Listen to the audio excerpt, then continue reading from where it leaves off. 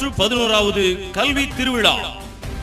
வெள்ளையனே வெளியேறு முழக்கத்தில் 9 வருட சிறைவாசம், 9 வருட தமிழக முதல்வராக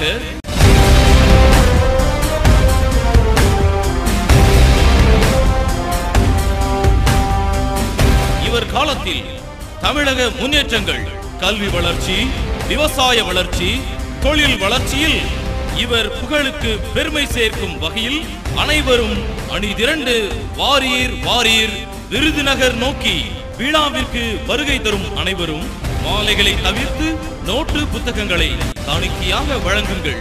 அழைக்கிறார் ஜி ஹரிகோல்ராஜ் அவர்கள், பொதுச் செயலாளர். அழைக்கிறது நாடார் மகாஜன சங்கம்.